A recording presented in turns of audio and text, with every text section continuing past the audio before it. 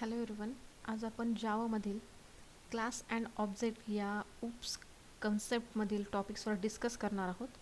तर Java programming लँग्वेजेसमध्ये काही oops concept आहेत. त्याच्यामध्ये class, object, inheritance, polymorphism, abstraction, encapsulation या सर्व आहेत. तर त्यामध्ये आपण स्टेप बाय स्टेप एक एक डिस्क्राईब करून बघणार आहोत with executing the program. Right. Okay. First topic is class. तर what is class? Okay, class is the collection of data members and member function.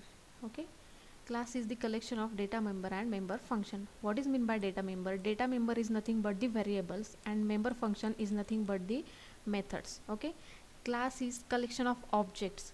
That means we can create multiple objects in a single class. Okay, and also we can say that just like an class is template for an object. Okay, and for creating the class we can use the keyword class. Okay, I'm right here that note. Okay. Syntax for creating the class: first class keyword, then class name, open curly bracket, data type variable name 1, data type variable name 2, dot dot dot up to n. Means we can create more than one variable in a single class. Okay, then return type method name 1, return type method name 2, dot dot dot up to n. Means we can create more than one methods in a single class. Okay, that return type is nothing but the just like a void or anything else. So just like an integer, string, just like that. Okay, this is open curly bracket and this is close curly bracket. Within that two brackets, means within the open curly bracket and close curly bracket, we can create the variables and methods. Okay, for writing our code. Okay, then पुढचा topic आहे त्याच्यामध्ये object. Object म्हणजे काय? जर आपण suppose एखाद्या क्लासमध्ये एखादा व्हेरिएबल डिक्लेअर केलं आहे किंवा एखादी मेथड डिक्लेअर केली आणि त्या मेथडमध्ये काही कोड केला आहे, तर ती मेथड कॉल करण्यासाठी आपल्याला ऑब्जेक्टचा यूज होतो. ठीक आहे, म्हणजे ऑब्जेक्टचा यूज कशासाठी आहे? ती मेथड कॉल करण्यासाठी क्लासमधली किंवा त्या क्लासमधला व्हेरिएबल कॉल करण्यासाठी आपण ऑब्जेक्टचा यूज करतो. ओके, ते एक बेसिक रन टाईम एंटिटी आणि हे सर्व आपण ते प्रोग्राम एक्झिक्यूट करण्यासाठी त्या ऑब्जेक्टचा यूज करतो. म्हणजे त्या क्लासमधील व्हेरिएबल्स आणि मेथड कॉल करण्यासाठी आपण त्या ऑब्जेक्टचा यूज करतो. ठीक आहे, त्यालाच त्या ऑब्जेक्टलाच त्या क्लासचा इन्स्टन्स असं बोललं जातं. ठीक आहे, प्रत्येक ऑब्जेक्टला त्याचं स्टेट आणि बिहेवियर असतं. बिहेवियर म्हणजे काय? तो त्या मेथडला कॉल करू शकतो किंवा त्या व्हेरिएबलला कॉल करू शकतो त्या क्लासमधला. ठीक आहे, समजलं? तर ऑब्जेक्ट कसा डिक्लेअर करता? ठीक आहे, ऑब्जेक्ट डिक्लेअर करण्यासाठी एक पर्टिक्युलर सिंटॅक्स आहे. तर तो syntax suppose class name, object name, this is the class name whatever we declared. Okay, this is object name. तुम्ही ऑब्जेक्ट नेम कुठलं पण घेऊ शकता, काही पण घेऊ शकता, no matter. Then new keyword, then again class name, open close bracket and semicolon. हा जो काही न्यू कीवर्ड आहे तो कीवर्ड मेमरी अलोकेशनसाठी यूज केला जातो. ठीक आहे, त्या न्यू कीवर्डचं काम काय आहे की तो एक मेमरी अलोकेट करतो at the run time, means dynamically. Okay, आणि जसं आपण एका क्लासमध्ये एकापेक्षा जास्त व्हेरिएबल डिक्लेअर करू शकतो, एकापेक्षा जास्त मेथड डिक्लेअर करू शकतो, तसंच एकापेक्षा जास्त आपण ऑब्जेक्टसुद्धा डिक्लेअर करू शकतो. ठीक आहे, म्हणून इथे dot dot dot up to n केलं आहे. ओके, समजलं सगळ्यांना? तर ठीक आहे, म्हणजे ऑब्जेक्ट, आता आपण एक रिव्ह्यू घेऊ, त्यानंतर एक एक्झाम्पल रन करून बघूया. ठीक आहे, म्हणजे याच्यामध्ये आपण काय बघतोय? ऑब्जेक्ट आणि क्लासेस. तर क्लास म्हणजे काय?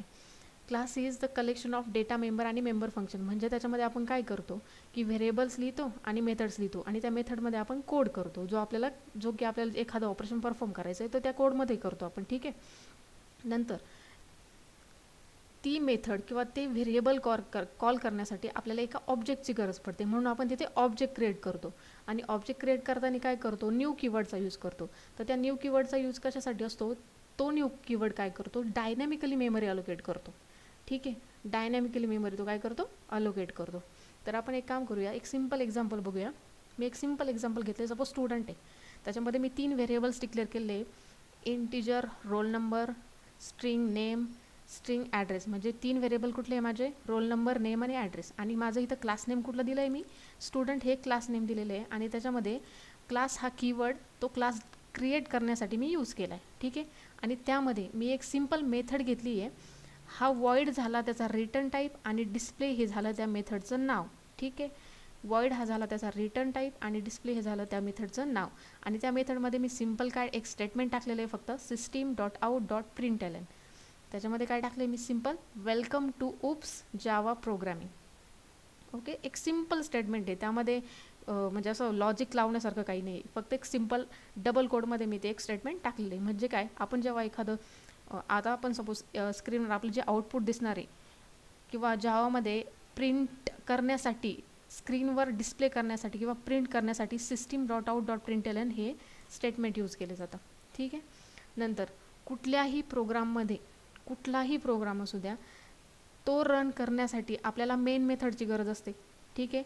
आपण जसं सीमध्ये होतं आपलं वॉइड मेन मेथड होती. ठीक आहे. C++मध्ये पण वॉइड मेन मेथड होती. तशी इथं जी मेन मेथड आहे त्याला पूर्ण नाव काय दिलेलं आहे त्यांनी, public static void main string args. Okay, static का दिलं आहे त्यांनी, कारण स्टॅटिक म्हणजे काय की एखादी कुठलीही मेथड एखाद्या क्लासमध्ये असेल आणि सपोज ती जर स्टॅटिक डिक्लेअर केलेली असेल, तो एक कीवर्ड आहे स्टॅटिक. ठीक आहे.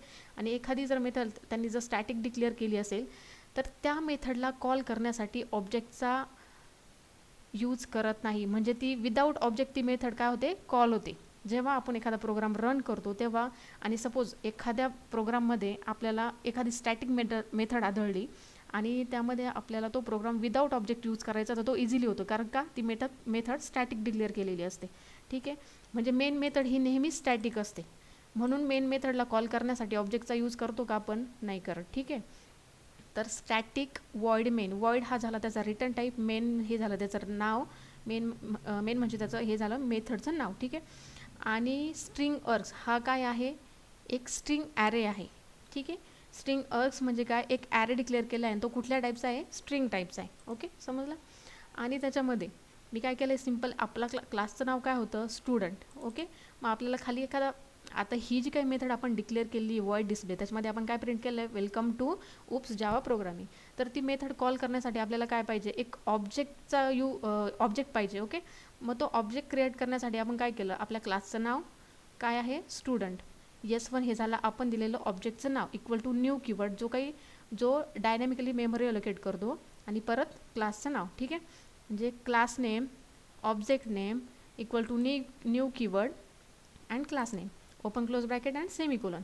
आता आपण याला ऑब्जेक्टचं नाव काय दिलं आहे, S1. ठीक आहे. S1 डॉट आपण काय करतो आहे, जर आपल्याला क्लासमधला व्हेरिएबल किंवा मेथड ॲक्सेस करायची असेल with the help of object, तेव्हा आपण काय करतो, डॉट ऑपरेटरचा यूज करतो.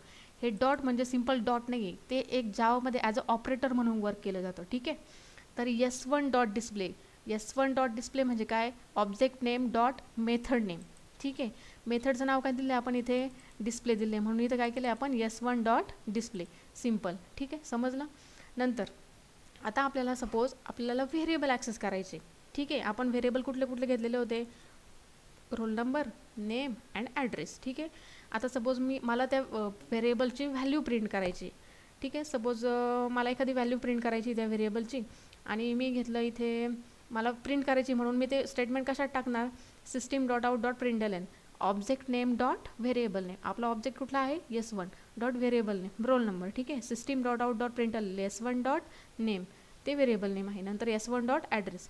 म्हणजे असं काय होईल, आपलं पहिल्यांदा जेव्हा आपली मेन मेथड कॉल होईल तेव्हा मेन मेथड कॉल झाल्यानंतर जेव्हा आपण प्रोग्राम रन करू, ओके, जेव्हा आपण पहिल्यांदा प्रोग्राम रन करू तेव्हा पहिल्यांदा काय करणार, आपण कंपाईल करणार. ठीक आहे.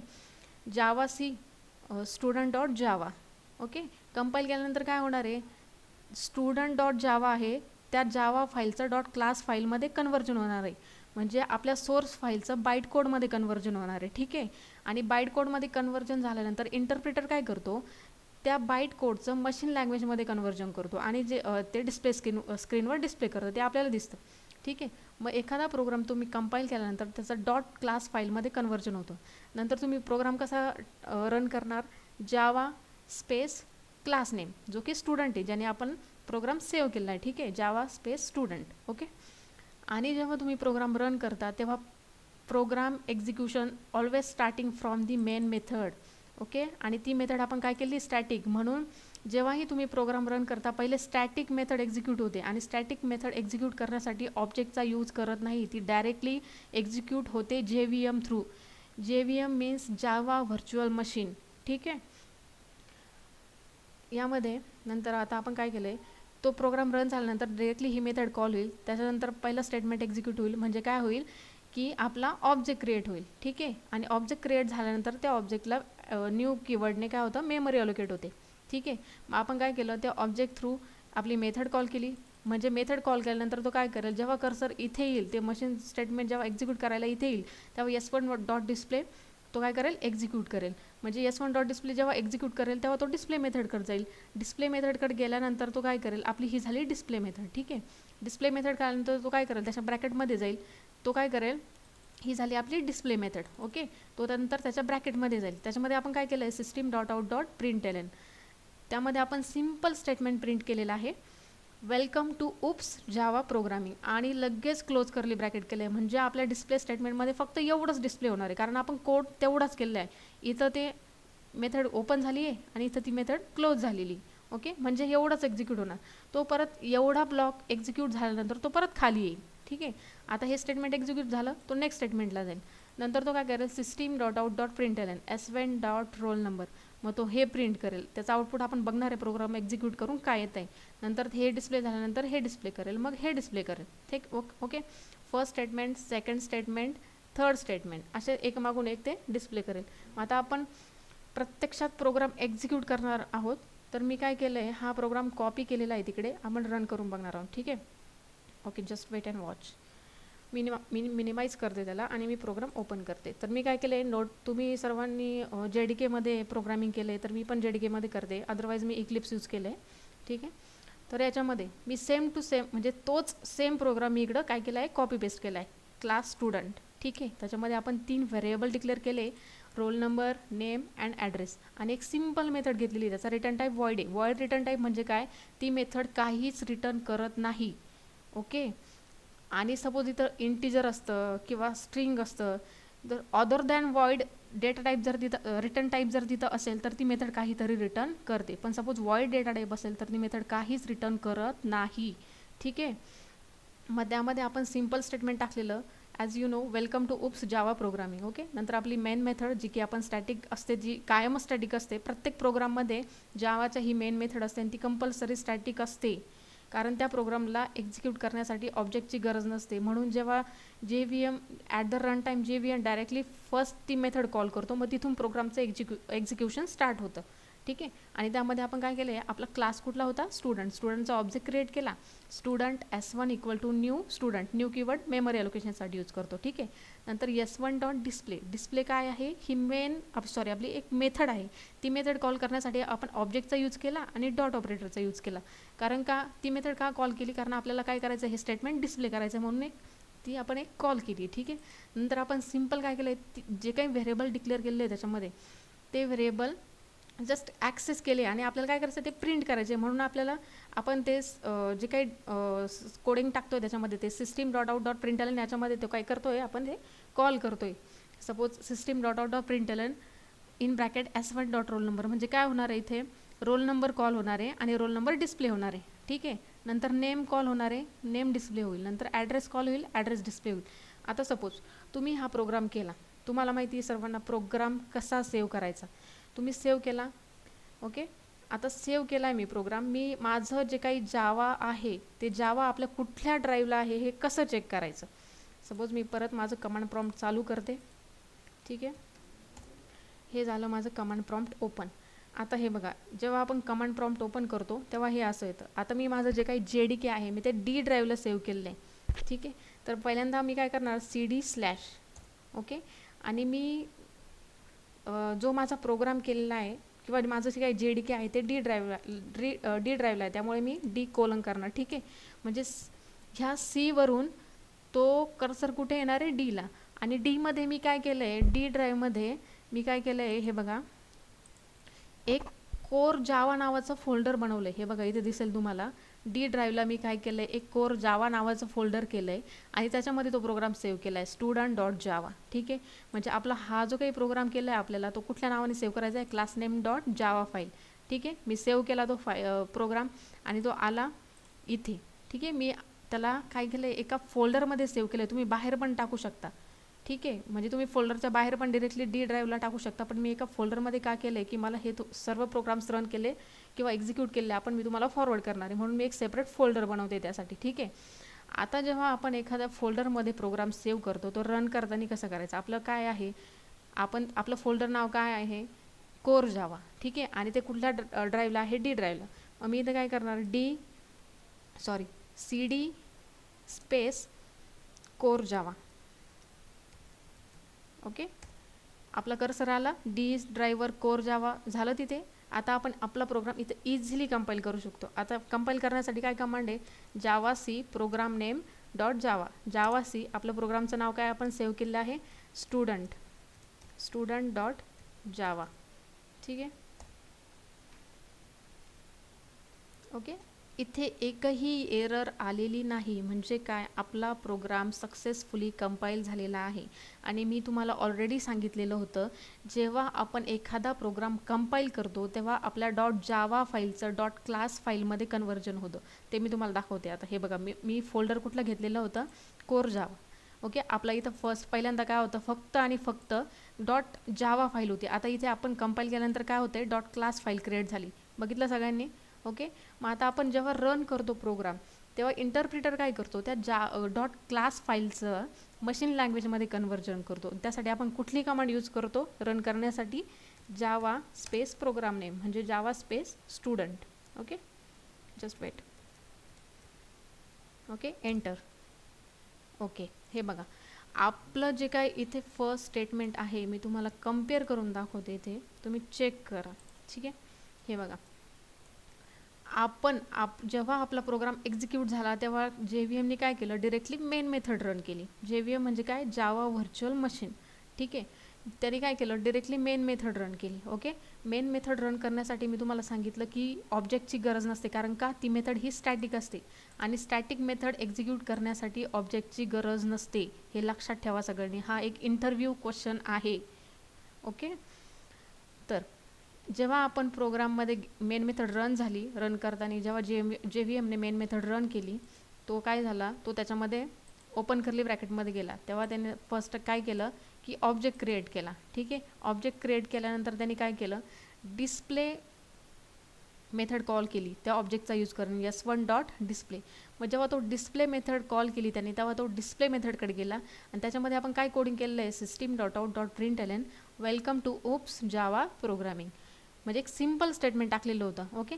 म्हणजे ती मेथड, ही जी मेथड कॉल होणार आहे तेव्हा काय प्रिंट व्हायला पाहिजे होतं, welcome to oops Java programming. इथं प्रिंट झालेलं दिसतंय सगळ्यांना. Okay. Welcome to oops Java programming त्यांनी प्रिंट केलं. ठीक आहे. Okay. Next statement, system.out.println S1 dot roll number object name dot variable name. S1 dot roll number आल्यानंतर तो काय करणार आहे, त्या व्हेरिएबलला कॉल करणार आहे. ओके. त्यांनी त्या व्हेरिएबलला कॉल केलं, पण इथं त्याची व्हॅल्यू 0 का दाखवली आहे, कारण का आपण इथे रोल नंबरला काही व्हॅल्यू असाइन केली आहे का, नाही.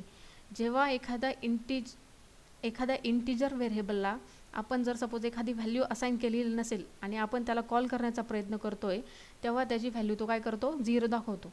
ठीक आहे. आणि तसंच स्ट्रिंगची व्हॅल्यू तो काय करतो, नल दाखवतो. ओके. तो स्ट्रिंगला नल दाखवतो, 0 दाखवत नाही, हे लक्षात ठेवा. आणि इंटिजरला 0 दाखवतो, स्ट्रिंग दाखवत नाही. हे प्रत्येकाची हे त्यांनी त्या लायब्ररीजमध्ये त्यांनी ते सेव्ह केलेलं आहे. ठीक आहे. त्याच्या व्हॅल्यूज लायब्ररीमध्ये सेव्ह केलेल्या आहे. ओके. समजलं. 0 का दाखवलं आहे, कारण का आपण याला इथे काहीच व्हॅल्यू असाइन केली नाही आहे, म्हणून इथं त्यांनी 0 दाखवलं आहे. आणि S1 डॉट नेम, आपण नेमला काही व्हॅल्यू असाइन केली होती का, इथे नाही, म्हणून त्यांनी काय केलं आहे, नल दाखवलं. सेम S1 डॉट ॲड्रेस, काही व्हॅल्यू असाइन केली की ॲड्रेसला, नाही.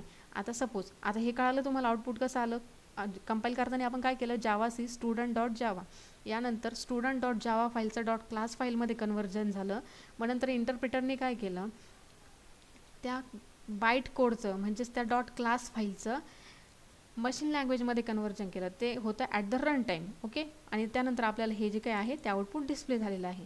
0 welcome to oops Java programming, 0 null null. ठीक आहे. समजलं. आता सपोज आपण काय करू, हाच प्रोग्राम त्याला व्हॅल्यूज असाइन करून चेक करू की त्याचा आउटपुट काय आहे. तर सपोज मी रोल नंबरला सपोज इथे व्हॅल्यू असाइन केली, तुम्ही ती कुठे पण करू शकता. ती एकदा तुम्ही व्हेरिएबल डिक्लेअर केलं तर ते व्हेरिएबल तुम्ही थ्रूआउट दी प्रोग्राम कुठे पण यूज करू शकता. ठीक आहे. सपोज मी जिथे डिक्लेअर केलं आहे तिथंच त्याला व्हॅल्यू देते आहे. सपोज मी रोल नंबरला व्हॅल्यू दिली 1. ठीक आहे. नंतर स्ट्रिंगला सपोज मी दिली, स्ट्रिंग ही नेहमी डबल कोडमध्ये असते, त्यामुळे आपण त्याला व्हॅल्यू देणार आहोत डबल कोडमध्ये. सपोज मी त्याला दिलं नाव Anvika, sorry okay just wait ABC, ठीक आहे. आणि ॲड्रेस टाकला मी सपोज पुणे.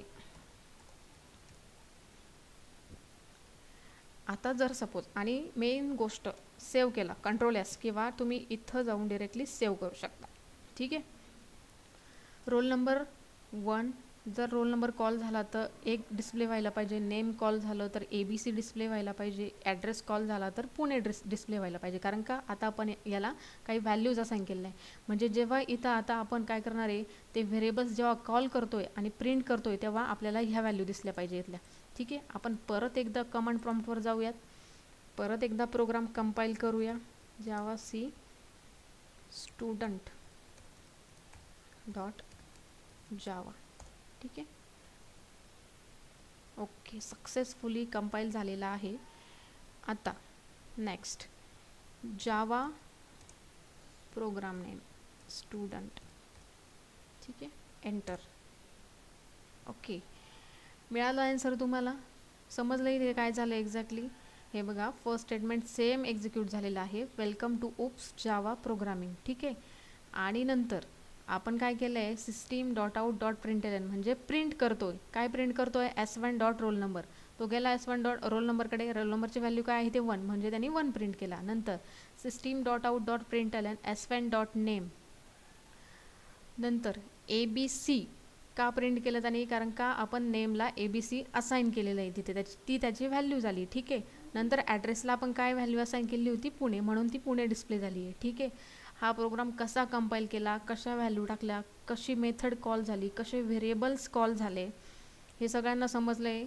जर तुम्हाला काही डाऊट असेल, तुम्ही व्हिडिओ बघा. डाऊट असेल तर व्हॉट्सअपला आपल्या ग्रुपला मेसेज टाका.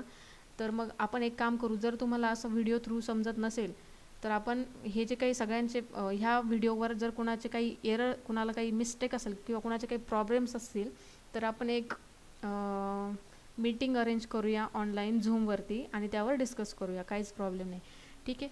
फक्त मला याचा फीडबॅक द्या, हा व्हिडिओ समजला आहे का, किंवा ह्या कन्सेप्ट समजला आहे का, किंवा अजून याच्यामध्ये काही एक्सप्लेनेशनची गरज आहे का, किंवा कुणाला प्रोग्राम कसा कंपाईल करायचा, कसा रन करायचा, किंवा त्या ड्राईव्हला कसं जायचं, सेव्ह केल्यानंतर फोल्डरमध्ये फोल्डर असेल तर कसा रन करायचा, हे सगळं समजून घ्या. जर समजलं नसेल तर विचारा, कारण ह्या बेसिक गोष्टी आहेत खूप, आणि ह्या इंटरव्ह्यूसाठी खूप म्हणजे खूप जास्त इम्पॉर्टंट आहे. Okay, thank you everyone. बघू आपण नेक्स्ट व्हिडिओमध्ये परत इनहेरिट मीन्स पुढच्या सगळ्या कन्सेप्ट बघणार आहोत आपण ओप्सच्या, आणि नंतर ॲडव्हान्स जावा बघणार आहोत. फक्त मला आधी यावर कमेंट करा व्हिडिओ समजला आहे की नाही. Okay, thank you everyone.